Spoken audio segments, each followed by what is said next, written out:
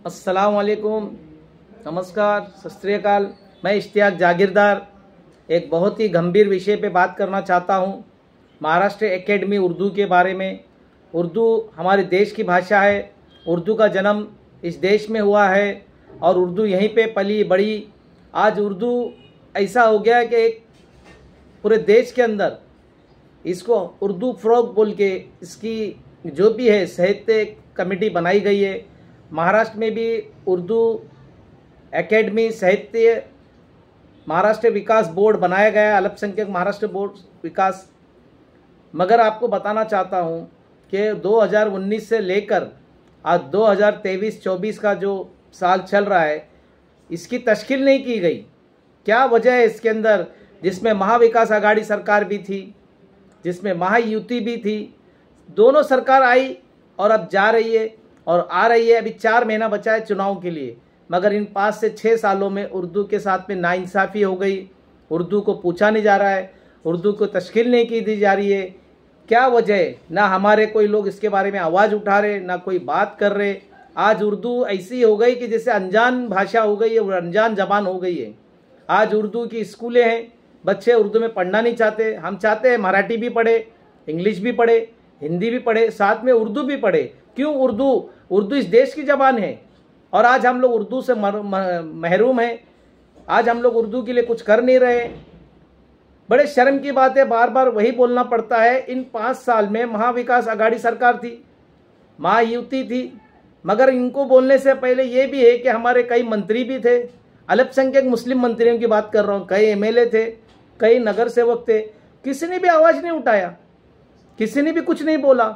यानी इनको उर्दू से प्यार नहीं है, इनको उर्दू से कोई जज्बा नहीं है। या सही भाषा में देखा जाए तो उर्दू के साथ में अल्पसंख्यक की भाषा मानी जाती है। आज कई उर्दू स्कूल है, कई टीचर्स है जो बैठकर पगार ले रहे हैं, मगर उसके बारे में कुछ बोलते नहीं है।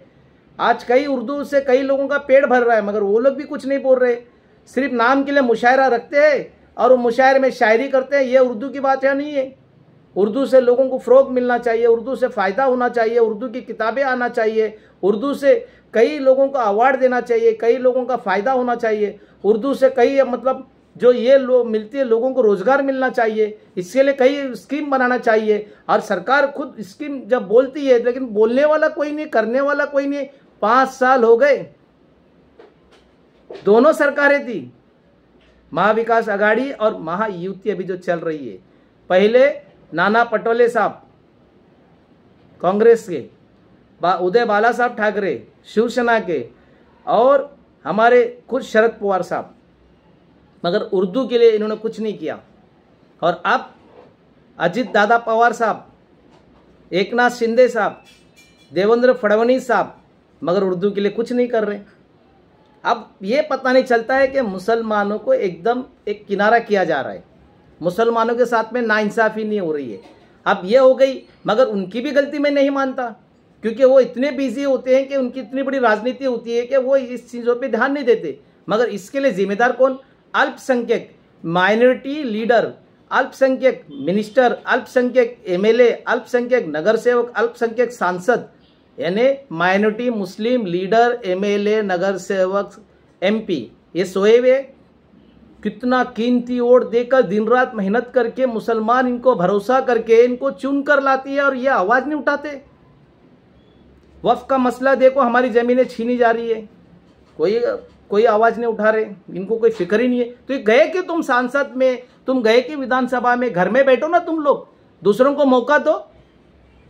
जब तुम कुछ कर नहीं सकते हो तो ये चुनाव लड़ते क्यों हैं आप लोग?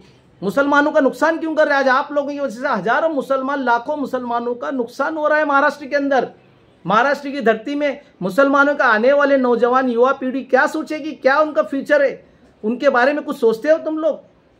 कोई फिक्र है आप लोगों को? और तकरीर तो बहुत खतरनाक करते हो। गाड़ियां तो एक से एक होते हैं, बाउंसर तो एक से एक होते हैं, तुम्हारे स्टेज तो बहुत बड़े बड़े सजे रहते हैं, मगर उर्दू के लिए आप लोग कुछ आगे कदम नहीं बढ़ाते ना। हज की कोई हज कमेटी का देखो वही रोना धोना, वक्फ कमेटी का देखो वही रोना धोना, मुस्लिम के कई ऐसी स्कीम निकलती है, उसके बारे में किसी को, मौलाना आजाद कलाम का देखो, आज कोई बच्चे को लोन नहीं मिलता, आज मुसलमान परेशान है। जो बोलते हैं गरीबी रेखा के नीचे रहने वाले कई मुसलमान आज तड़प रहे हैं कि कोई उनकी मदद करे, रोजगार के लिए, कोई धंधा पानी के लिए, कोई लोन दिलाए, मगर हमारे मिनिस्टरों को, हमारे एमएलएओं को, हमारे एमपीज को कोई फर्क नहीं पड़ता है। इनको कुछ करना ही नहीं अल्पसंख्यक के मुसलमानों के लिए जो गरीब रेखा के नीचे रहते हैं। और कब तक हम लोग आवाज उठाएंगे? और हमारी भी कौम सोई हुई है, कोई आवाज उठा नहीं रहे। कई एनजीओज बना रहे, कई संस्था है, बड़ी बड़ी बातें करते हैं, नेशनल लीडर है, राष्ट्रीय अध्यक्ष है, महाराष्ट्र अध्यक्ष है, मगर कौम के बारे में कोई आवाज नहीं उठाते। हर समाज के नेता आगे बढ़ने की कोशिश कर रहे, अपने समाज का डेवलपमेंट कर रहे, स्कूल बना रहे, कॉलेज बना रहे, टेक्निकल इंस्टीट्यूट बना रहे, हमारे कौम के लोग कुछ नहीं कर रहे। कब तक ऐसा चलेगा? तो मेहरबानी करके इस पे ध्यान दो। मैं सरकार से निवेदन करूंगा, अभी 4 महीने बचे, 4 महीने में क्या होगा, आने वाली सरकार इस पे ध्यान दे और हम लोग भी इसके लिए आवाज उठाए। अगर नहीं ये उर्दू एकेडमी का, हज कमेटी का, वक्फ कमेटी का, मौलाना आजाद जो फंड मिलता है उसके बारे में अगर ये सरकार विचार नहीं करती तो हम भी हमको वोट मत दो, और हमारे लीडर को तो पहले वोट मत दो। जो काम नहीं करते ऐसे लोगों को चुन के देके मतलब क्या है? इनको घर में बिठा दो। पर हमारी भी कौम सोई हुई है, जागना, इनको जगाना बोलो तो बहुत मुश्किल है। सच बोलने वाले का साथ देते नहीं है, चापलूसी चमचागिरी करने वालों का साथ देते तो यही रोना धोना है।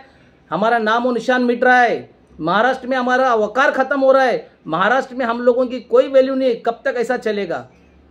बद से बदतर हालत होती जा रही, इसकी जिम्मेदार हम सब है। रोको इसको, हम सब मिलकर एक अच्छी कमेटी बनाओ और इसके लिए कुछ करो, वरना आने वाले दिन में खून के आंसू रोएंगे। बस मैं ज़्यादा कुछ नहीं कहूँगा। जय हिंद, जय महाराष्ट्र। इश्तियाक जागीर।